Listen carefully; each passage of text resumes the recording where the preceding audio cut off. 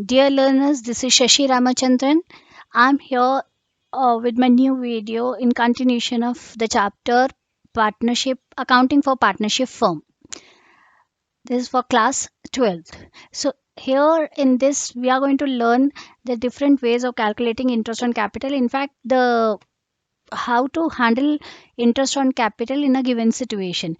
So, interest on capital basically is allowed to the partner to compensate them for contributing capital to the firm.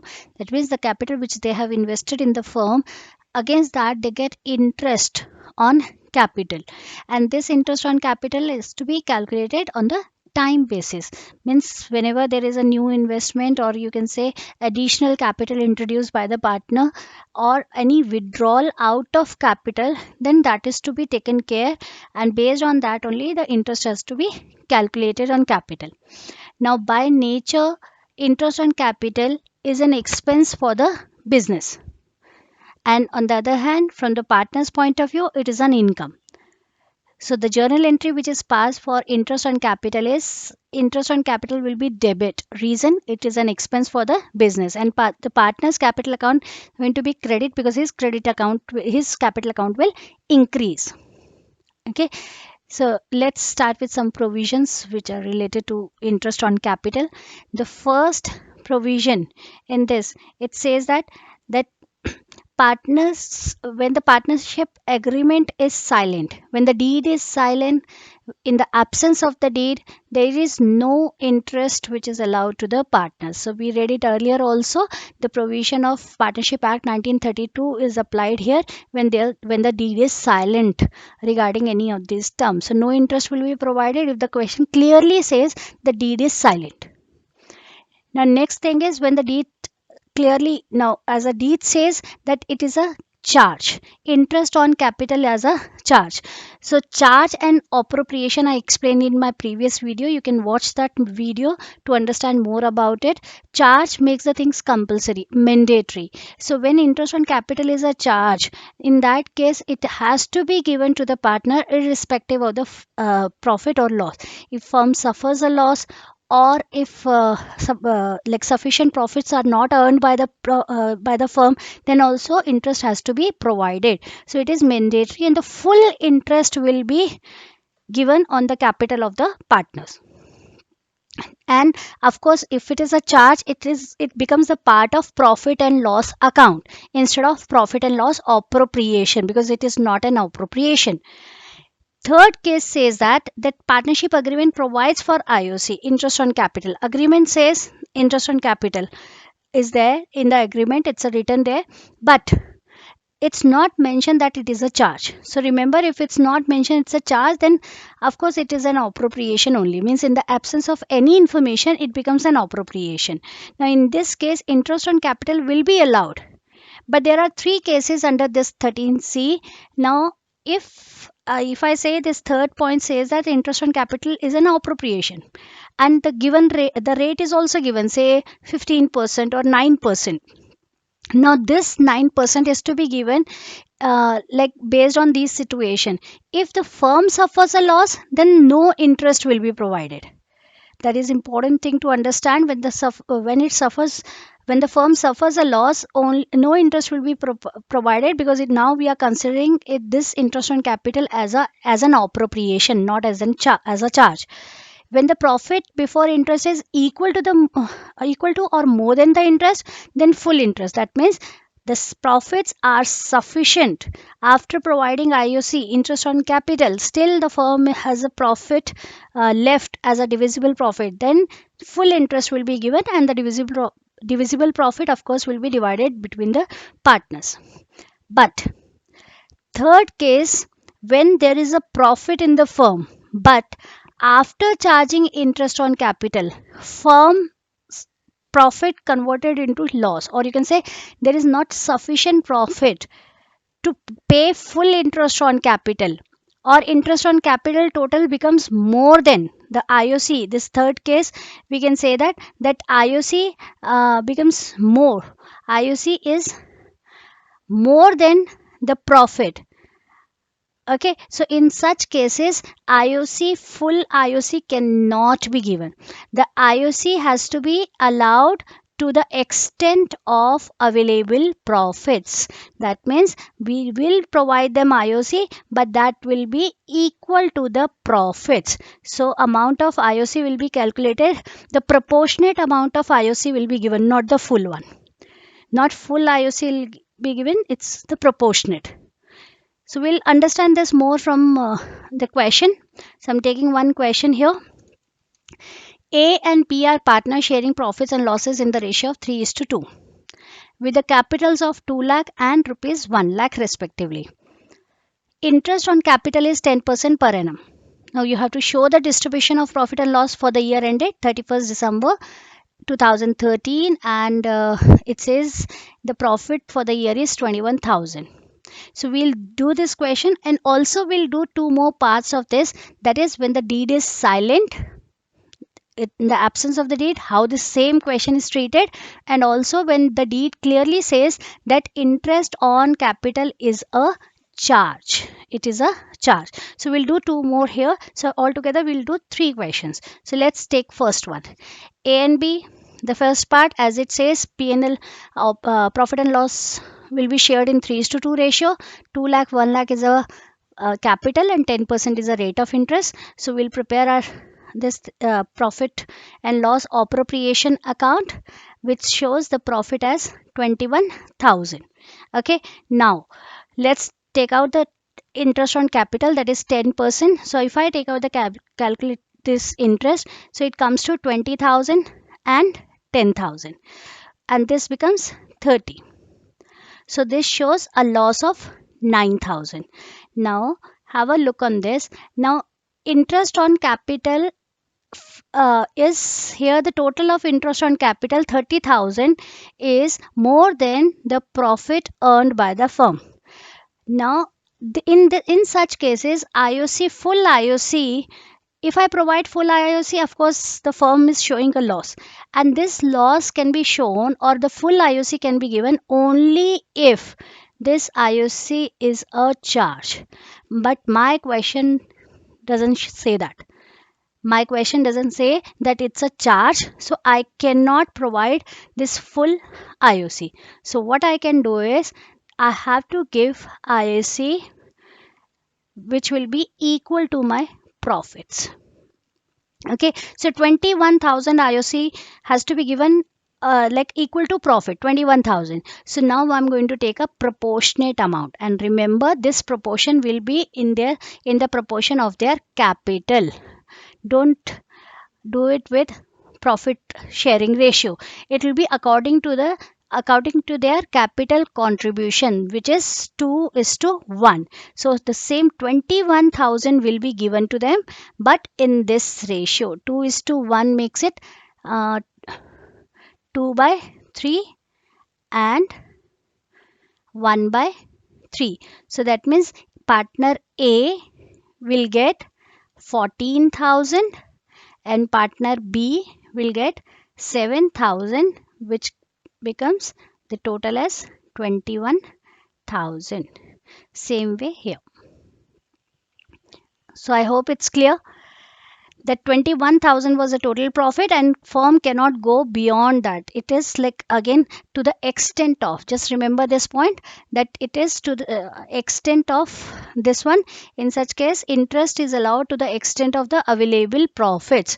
So available profits were 21,000, so we can give only to this extent only, this IOC, instead of what they were getting earlier, 20,000 and 10,000. So they'll get less amount.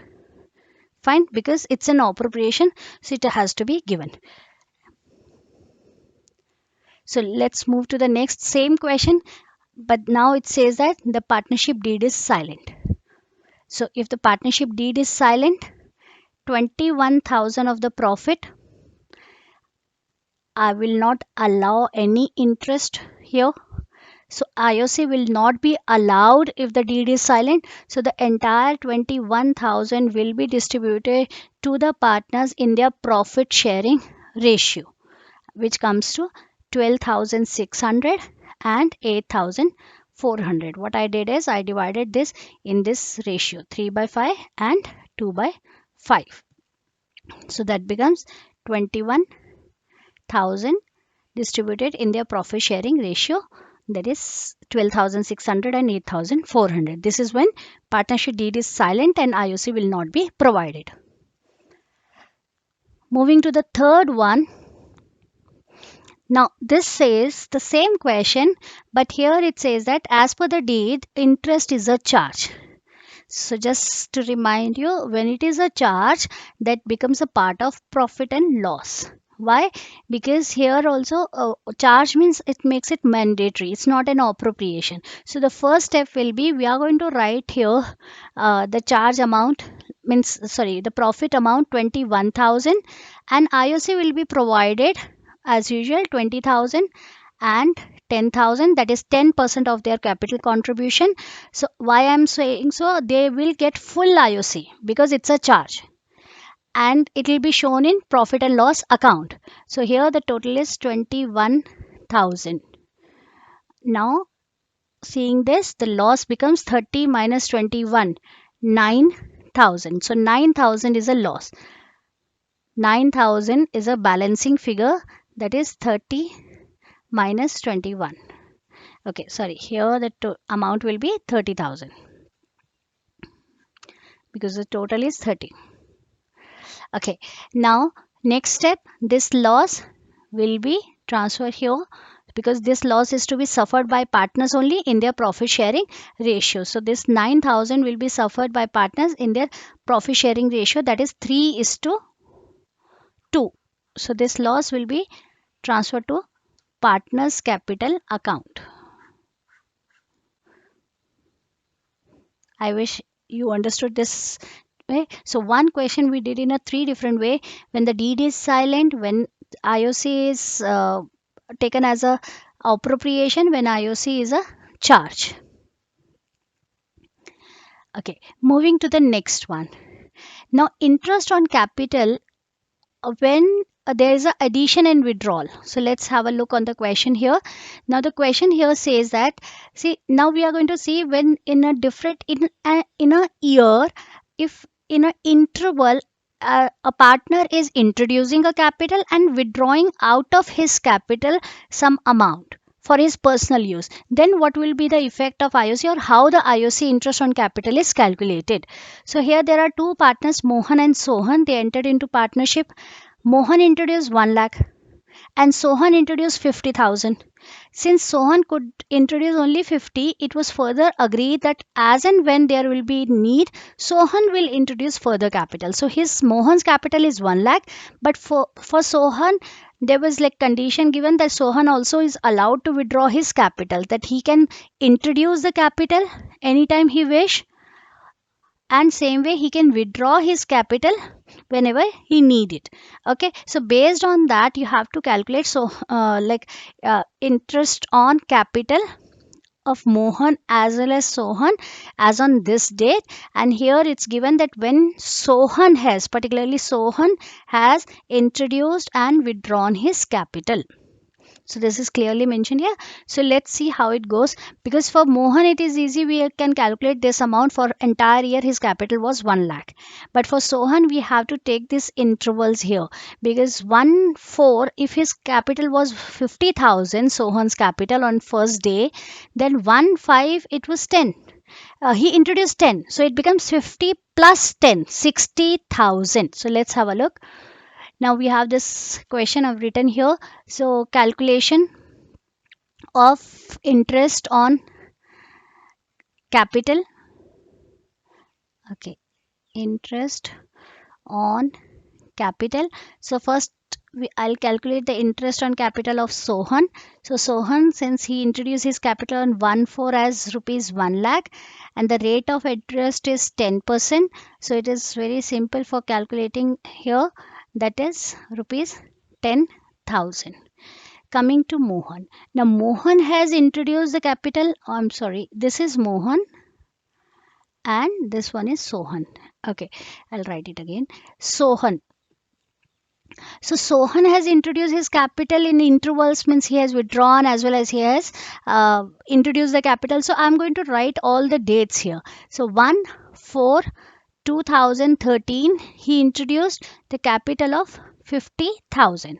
Then there is a change here on 1 5. So I'll be taking that only. 1 5 2013 he has introduced 10. Now his capital becomes 60,000. Next change is on 30th 6 2013. Okay, now what he did is he has withdrawn, so of course I'm going to deduct the amount here. So it is 55,000. So next change on 30th 9 39 2013 he has introduced 97,000. So his capital will become 1 lakh 52,000. Now next date is 1 to 2014 he has withdrawn amount, so I'm going to deduct this amount 65,000, and the last date where I have to calculate the amount for is 2014 March 31st. So now you can see 50,000 his capital was there on 1st April, and it was only till 1/5 because his capital changed on 1/5, that is next month. So on this amount 10% interest will be given, but only for 1 month. Same way you can calculate for all, that in all the cases 10% interest you need to calculate, but this will be according to the month it was there in the business. Okay, so all this you are going to calculate the months based on this, the next date. So from 1 5 to 30th 6 it is 2 months. Okay, so I'll be writing here 2 by 12.